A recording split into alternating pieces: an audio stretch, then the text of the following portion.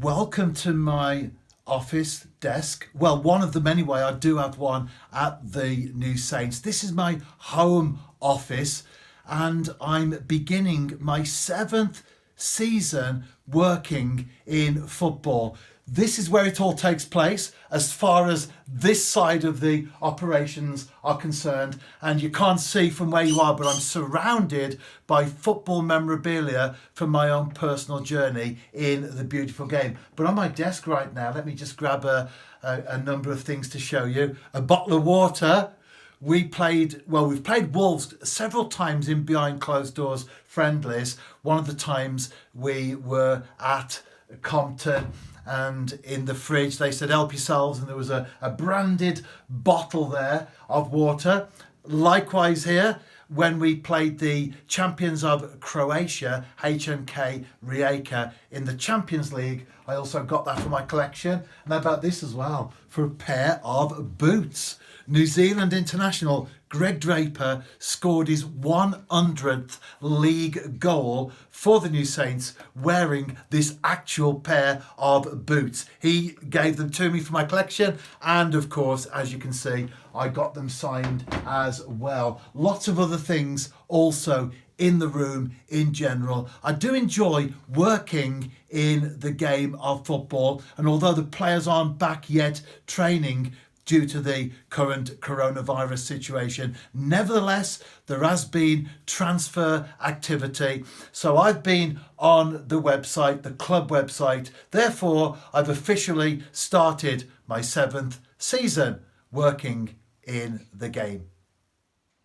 It was 2016 when the club first played in the Iron Brew Cup, as it was then, which is a cross-border competition involving clubs from Scotland, Wales, Northern Ireland, the Republic of Ireland, and now England as well. And during the time, I've been north of the English border on several occasions to represent the club at draws. So I've got to meet people from the Scottish football authorities and beyond during that particular period. And it was early on, I was talking to someone from the Scottish football system, and he asked me how long I'd been at the New Saints, and it was about 2.5 years or whatever at that particular period. And he was very surprised that I'd only been not only at TNS, but also working in football for that short time. And this is, for me, the importance of transferable skills. When you consider that prior to working in the game, I was actually a full-time church minister and charity worker that moved across Africa and elsewhere, you consider that they are two extremes, really, aren't they, to go from one to the other.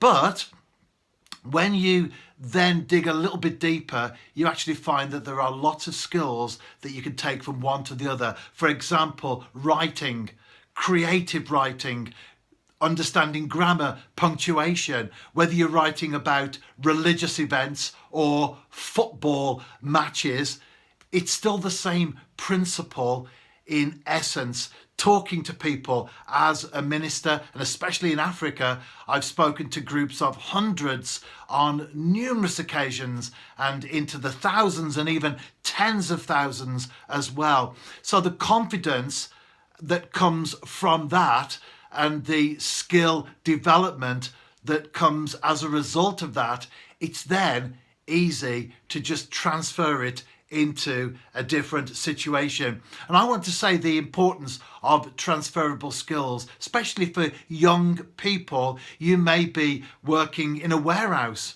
and you think, what skills am I developing in this situation? I don't want to be here. Well, what you learn now may well come into benefit in your life in 5 years' time when you're in an office, or 25 years' time when you're in the boardroom. Don't neglect the skills that you pick up along the way in life as being irrelevant, because who knows where life leads you. And certainly for myself, coming into football very late in my life, really my working life, those skills and assets that I picked up in my own personal life over the years stood me in good stead for a smooth transition.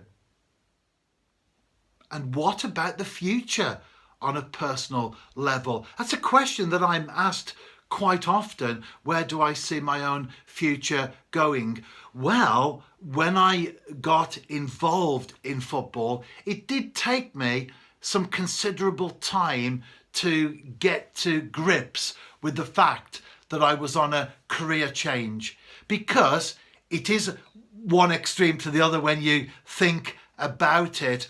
And also as well, that's what I'd been doing for the vast majority of my adult life up to that particular period. So I gave it much thought. I agonized over it.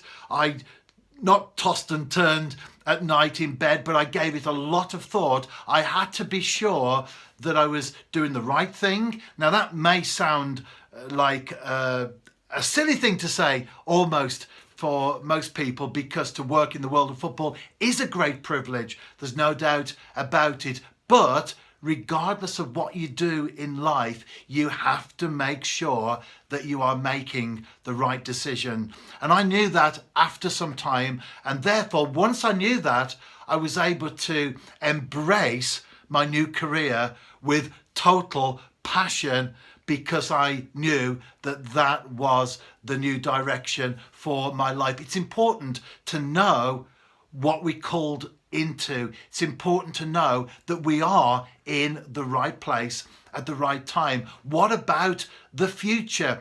Well, I've certainly enjoyed, as I've said, working in football, and I want to continue to do that. We've had a period of time away from the game itself due to the current situation, and I know lots of people can't wait to get back to work. But as far as I'm concerned, what the coronavirus lockdown has taught me has been really what I knew already. It's merely confirmed the fact that, and I've known this for many years in my life, it's not a recent thought, but I've known for many years in my life that I don't want to retire.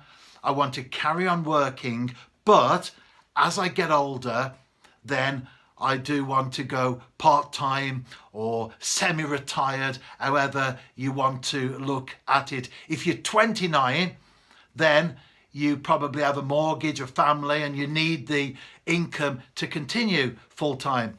I'm at the opposite end of my working life. I'll be 59 next birthday. Family's grown up, kids have left home, mortgage has been paid off some years ago.